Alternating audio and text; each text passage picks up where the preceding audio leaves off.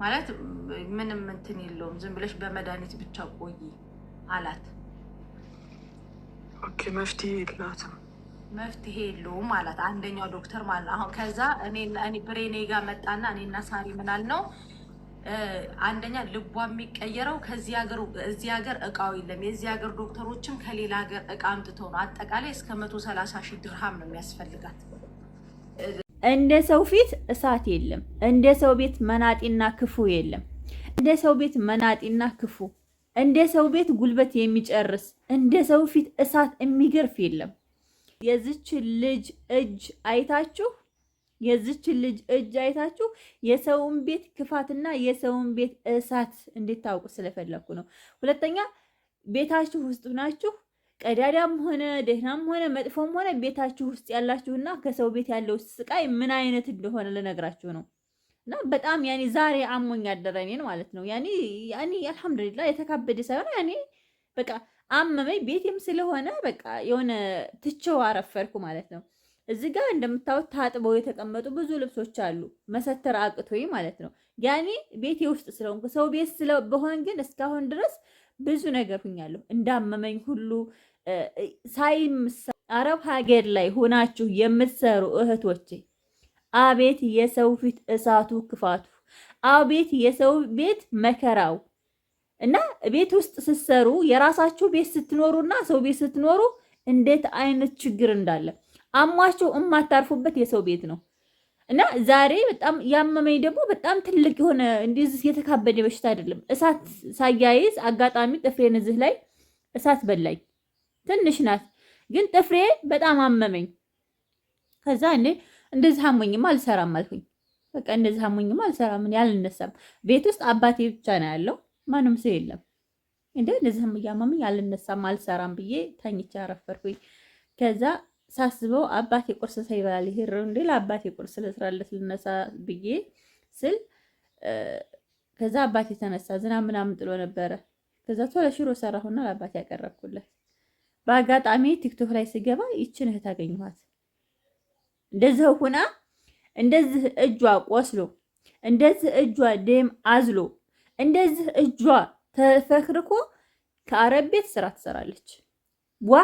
ውሃ ደግሞ እንደዚህ እጃችሁ ተቆርሶ እጃችሁ እንደዚህ ተሰነጣጥቆ ውሃ መንካት አትችሉ። እኔ ግን ያትች ጥፍሬ ናት፣ ይቺ ትንሽዬ ይቺ ጥፍሬ ናት የቆሰለችው። ትታያለ ያትች እዚች ጋር ይቺ ስለቆሰለች እናቴ እግሬን ጥያደርኩኝ አልሰራም ብዬ እና ምን ልላችሁ ፈልጌ መሰላችሁ?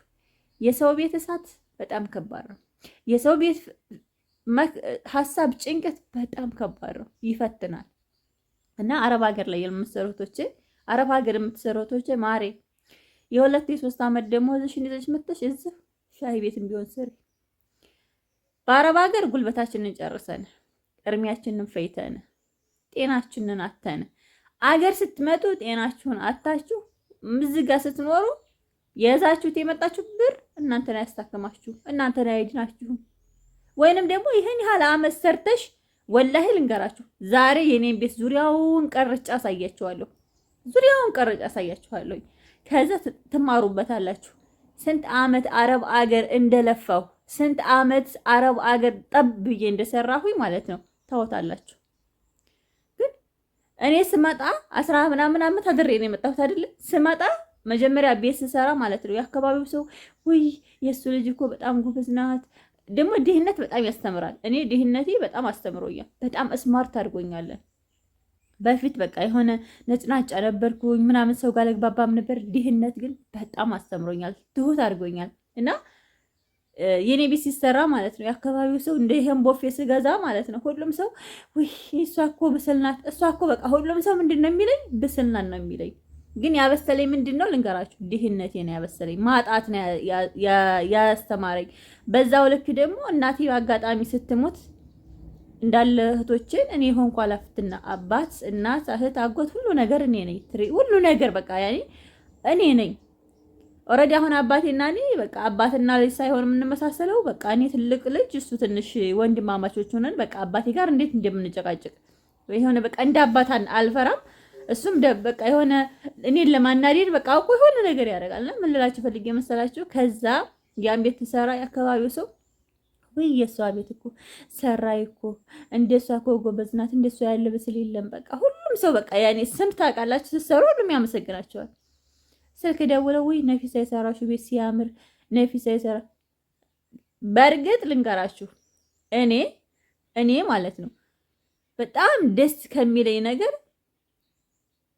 በብቃቴ ወይንም ደግሞ በማረጌ እድሳለሁኝ። ለምን በሉ እናቴ ስትሞት ቤቱ ሁሉም ነገር ባዶ ነው። በቃ ሁሉ ነገር በእናቴ ነበር ሲቆም የነበረው። እናቴ ስትሞት ቤቱ ሁሉም ወድ የመብላችሁ ማለት ትችላለች። ከዛ ኃላፊነትና ሁሉ ነገር ከነፊሳ የእናትበትም የሁሉም ኃላፊነትና የአባትም የእናትም ኃላፊነትና እኔ ቅንጭላት ላይ ተሰቀለ እና በጣም ያኔ ዛሬ ያለውበትን ቤቱን ሳየውና ትላንትና የነበረው እንትኔ በጣም ይጨንቀኛል። ያን ቤት ሰራሁት ሰርቼ ሁሉም ሰው አመሰገነኝ። ሁሉም ሰው በቃ በጣም ጎበዝ ነሽ በርቺ ምናምን ነገር አዲስ ፋሽን ተብሎ ተሰራ፣ ተገረፈ፣ ተመረገ። በቃ መከራዬን አየሁበት። ስንት ዓመት ጨረስኩት? 7 ዓመት። 7 ዓመት አለቀ ማለት አይደለም። በቤተሰብ በጎን ቤተሰብ እሸነግላለሁ፣ በጎን የሆነ ነገር አደርጋለሁ፣ በጎን በቃ ያኔ ጎታች። ግን አንዲት ብር ለባዝሊን አትርፈኝም። በጣም ወዳት የሀገሬ ልጅ ነበር። እሷ የሆነ ነገር ሲጎለኝ ታገዘኝ ነበረ። ከዛ ወደ 10 ምናምን ዓመት ሆነው ስማጣ ልንገራችሁ ቤቱ ያይጥ ቤት የምንድነው የግድግዳ ላይ የሚወጡት ሸረሪቶቹ፣ ከዛ ያኔ የተገረፈ ያኔ የተመረገ ያኔ ብዙ ዋጋ የከፈልኩበት ያኔ ብዙ እርሜን የፈጅሁበት ቤት አይደለም። በቃ ሞራንስ ብር ነው የሚያደርገው። የሆነ በቃ ታውቃላችሁ፣ ታብዳላችሁ ስታወት ቤቱን በጣም ነው የምታብዱት፣ በጣም ነው የምትናደዱት።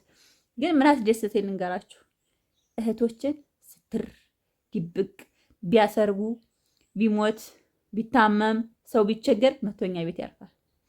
ምን አስደስተኝ መሰላችሁ? ቤቱ ዛሬ ያለበት ሁኔታ ባያስደስተኝም ወላሂ ዙሪያውን ቪዲዮ ቀርጬ ላይ አሳያችኋለሁ።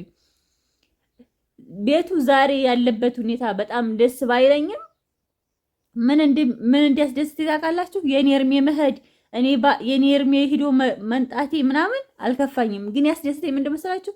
እህቶችን ስትር አድርጎ ድብቅ አድርጎ ችግራቸውንም መከራቸውንም ድህነታቸውንም መጥፎነታቸውን ድብቅ አድርጎ ስትር አድርጎ አሰቃቀ። ዛሬ እዚህ ቤት ውስጥ ነፊሳ ብቻ ናት ያለችው። እህቶች ሁሉም አረብ ሀገር ሄደዋል። እነሱም ራሳቸውን ችለው ራሳቸውን እንደኔ የቤት አስቤዛ ያስጨንቃቸው ለቤተሰብ ኃላፊነትና የለባቸው። ረዱም ካረዱም ወላጅ አባታቸውን አንድ አባታቸው ብቻ ነው የሚረዱት። ሁሉም ራሳቸውን ችለዋል። እኔ ግን ማለት ነው ስመጣ እዚህ ያ ሁሉ አመት የፈጀብኝ ነፊሳ ቤቱም እንደምታዩት ያኔ በጣም ደስ የሚል ቤት ባይሆንም ያው ምርጉም እየተላላጠ ግፉም እየተላላጠ ሁሉ ነገርም ቤተዘጋውን በሩ ሁሉ ነገር እያስጠላ መጥቷል። ይሄን ምላችሁ ለምንድን ነው አረብ ሀገር ላይ ሆነሽ 10 ዓመት 20 ዓመት 15 ዓመት አረብ ሀገር ለምትሰሪ እህቴ ስትመጪ የለፋሽበት ቤት ስትመጪ አንቺ ጉልበትሽን ጨረሰሽ ነው የምትመጪው አይደለ? ሰርተሽው መከራሽን አይተሽ ነው የምትመጪው አይደለ? ቤቱ ግን ስትመጪ አርጅቶ የሸረሪት ቤት ሆኖ ያስቀጠምሽው ኮርኒስ ተበለሻሽቶ በሩ እንደገና አርጁኖ ይዞት መከራ ስቃያትሽን አይተሽ ያ እርሜ መፍጀቱ ምንም አይደለም። እና ምን ልላችሁ ፈልጌ መሰላችሁ? እንደዚህ ተቆራርሳችሁ አረብ ሀገር ላይ ለምትሰሩ እህቶች ክብር በመጀመሪያ ይገባችኋል። ነገር ግን አነሰም ደቀቀም በዛም አረብ ሀገር ላይ ሆናችሁ ለምትሰቃዩ እህቶች የ2-3 ዓመት ደሞዝሽን ጥርስሽን ንክስ አድርገሽ መተሽ ችግር የለውም ሀቢበቲ። ዛሬ አረብ ሀገር ላይ ኑሮ የመጡ ሰው እህቶቻችን ሙዝ ነጋዴ ናቸው፣ በርበሬ ነጋዴ ናቸው፣ ሁሉም በየገበያው በቃ ጉልት ይዞ ነው የምታገኙት። አረብ ሀገር እንደኔና አንቺ ለፍተዋል።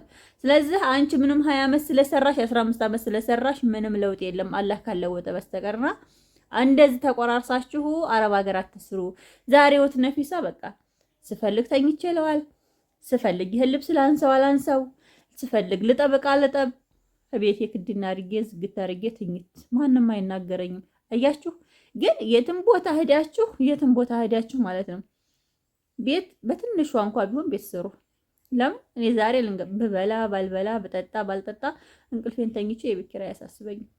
ምግብ ደግሞ ልንገራችሁ በየሳምንቱ ገበያ አልሄድም። አንድ ጊዜ እንደመጣሁኝ አዘጋጃጀሁኝ። ይኸው ከመጣሁ 5 ወሬ ሽሮ በርበሬ ምናምን አንድ ጊዜ አዘጋጃጀሁ። ከዛ በወር አንድ ቀን የቤት አታክልቶች ምናምን ነገር ሄጄ ገዝቼ እመጣለሁ። እና የሰው ፊት እሳት አይግረፋችሁ። አያልፍም። ሰርታችሁትም አይሳካም። ቤትም ሰርታችሁ የሸረሪት ማደሪያና የአይጥ ማደሪያ ነው የሚሆነው። ሁለተኛ ደግሞ እናንተ እርሚያችሁ በየፈጃችሁ ቁጥር ቤቱ እያረጁ ነው የሚሄደው። ስለዚህ ሀገራችሁ ግቡ ነው የምለው እኔ።